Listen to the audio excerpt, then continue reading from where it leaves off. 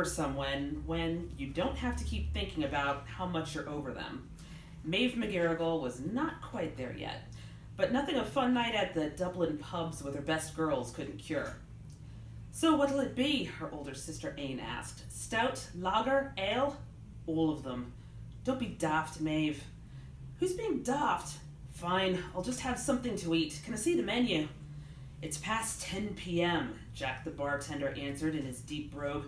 "The kitchen's closed, you know that." "No food at all." Her shoulders slumped. "Not even a stale fish finger hiding under the fridge. I'm starving.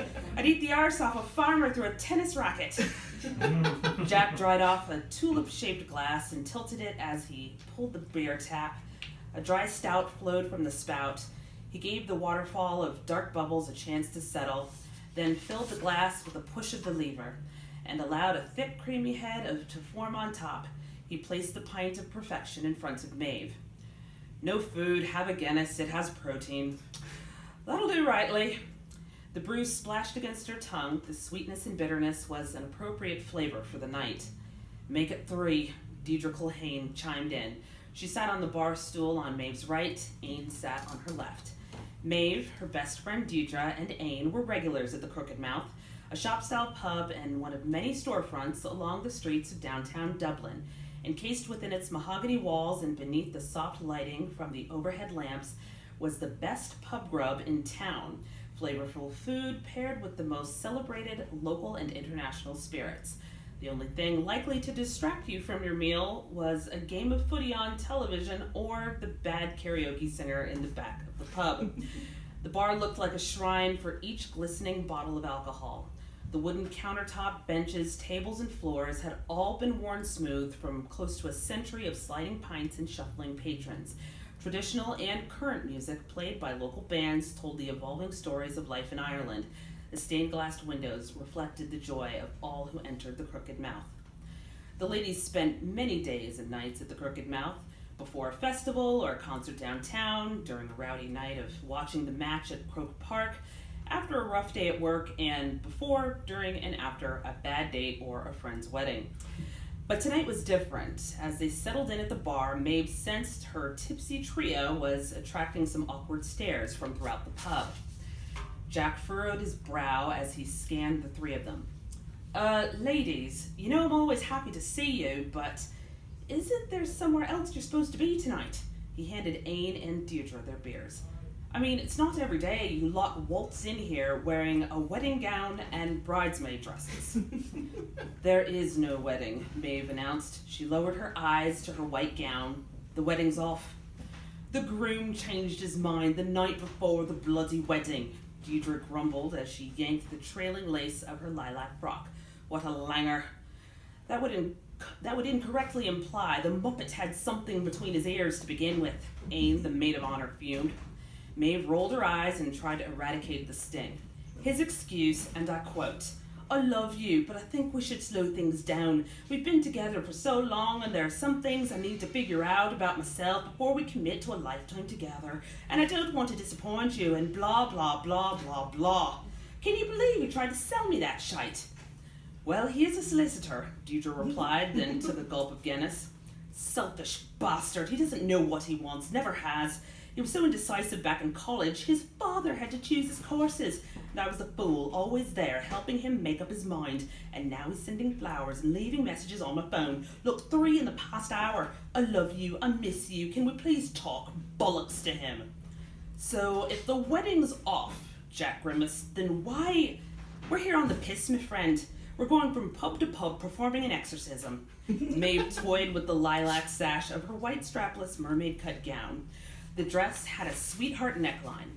The sash around her waist was detailed with crystals and pearls. Her gown flowed behind her bar stool. She almost didn't care if people stepped on her train. Jack scratched the back of his head while bewilderment was chiseled into his face. "A pub crawl exorcism." "Yes, because this dress is cursed." Aine rolled her eyes. "I really wish you wouldn't say that, Maeve. It's true. You wore it when you married Sean. 4 years later, you're out on your arse." She tugged half of her beer. "At least you made it to the altar." "But how do you explain Ma and Da? That same dress is what Ma wore when they were married 40 years ago." Wow, 1 marriage out of 3 didn't go tits up. Sorry, sis, but the maths work in my favour. That explains Maeve, I suppose, Jack continued. But why are you two wearing your bridesmaids' gowns? For moral support, Ian replied with a raised eyebrow. And more importantly, for the booze that she's buying in exchange for our public humiliation, Deirdre smirked and raised her pint. Jack wiped off the bar. So just to clarify, you're performing an exorcism on your family wedding gown by going from pub to pub, drinking yourselves silly on what was supposed to be the happiest night of your life. You catch on quick, Jack, Maeve grinned. Ladies, drinks are on me, he said, then left to serve another patron at the other end of the bar. You're a good man, Maeve raised her pint to Jack. Dear God, I can't believe I wasted so much of my life on that tosser Kyle. I could have just had a pint of plain and ended my days quite content. Yes, but a beer won't kiss you goodnight, marry you, or make you a mother. Oh, I beg to differ, my wise and older sister. Maeve took another gulp of her pint. Alcohol has directly contributed to many courting sessions, marriages, and pregnancies around the world. Many of them unwanted, shameful, and loaded with regret, but the same results nonetheless. Jesus, you sound like a bit of a lush, her sister laughed. No, I sound like a woman who just got dumped on the eve of her wedding.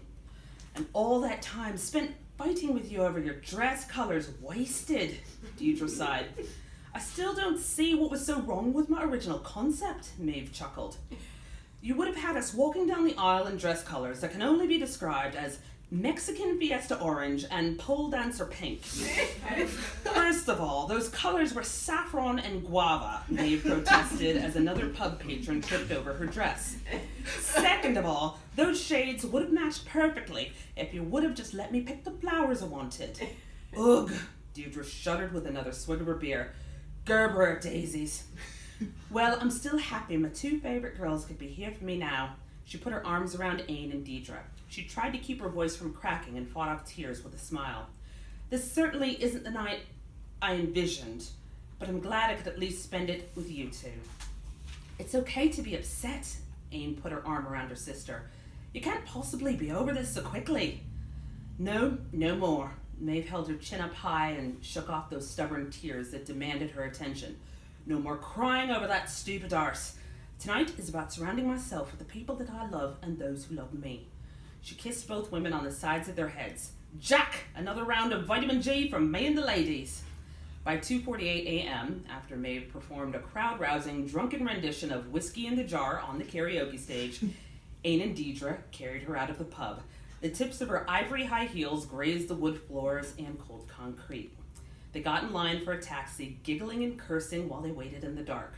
When a car finally pulled up, Ain gave the driver directions and Deirdre opened the passenger doors. Maeve propped herself up against the bonnet of the car, then slid down to the rain-soaked pavement. There goes the bride, she heard Deirdre say. Maeve knew it was not one of her most graceful post-breakup moments. To be fair, Ain chimed in, I've seen her do worse when she's sober.